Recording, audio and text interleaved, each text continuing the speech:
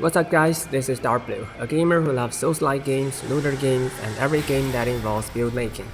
I have a curious finding: both Lies of P and the Lords of the Fallen, two new Souls-like games, put an emphasis on parrying.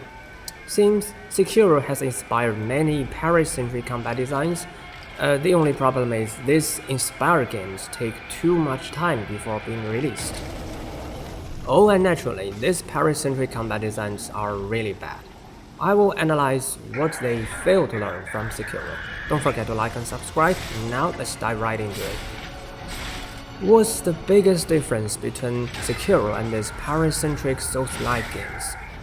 In Sekiro, most enemies can and will actively try to parry your attack.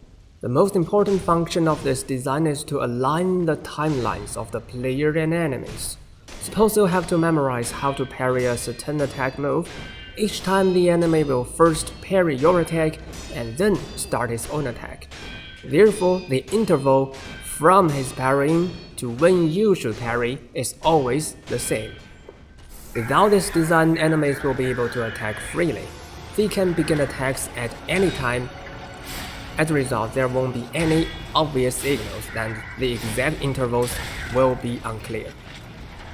All in all, timeline alignment helps you perceive attacks more consistently, making memorizing attacks easier. If you just want to make parrying easier, it's possible to simply enlarge the parrying window, but it's not fun.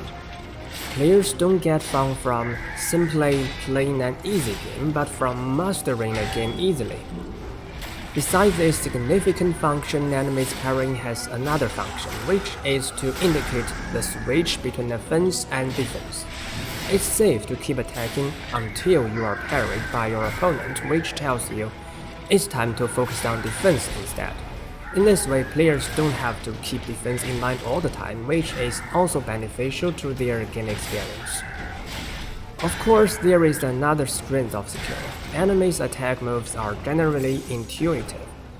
Different from counterintuitive moves in Elden Ring or recent Souls-like games, intuitive moves are fun to memorize. So far, we have talked about why the interaction between enemies and players is fun in Sekiro thanks to the design that enemies can parry. I hope future Souls-like games can at least learn this, besides the superficial parry-centric appearance. What I'll show next is much more complicated and implicit, and, well, I don't expect any Souls-like games to really learn it. But whatever, here we go. A much more implicit function of enemies can parry is that you can use it to control enemies' following moves. This is not a natural result, but a deliberate design from Software. So let's take an example with the help of Ishin. As you can see, he can parry you, which is very obvious. And what is less obvious is that there are two kinds of parry moves. When the light effect is darker and the sound is lower, you can keep attacking or choose to stop. When the light effect is brighter and the sound is higher, you are forced to stop. If you choose to stop, well, you will find Ishin using some different attacks from what he can use after the brighter parry. Similarly, some attacks are exclusive after the darker parry and will never be used after a brighter one. As a result, by simply choosing when to stop your own attack, you can control what following moves enemies can use. When fighting Ishin, darker parries lead to moves easier to parry, while brighter ones give you a chance to stagger Ishin faster. This decision is up to you. In summary, this is a very smart design. On one hand, it can at least make enemies move more diverse. On the other, this is a natural consequence and a step forward, all from Software's constant exploration of mechanics that help players better control enemies.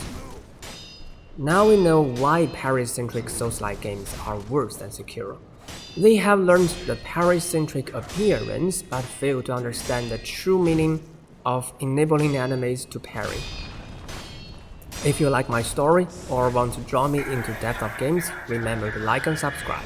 Thanks for watching, see you around.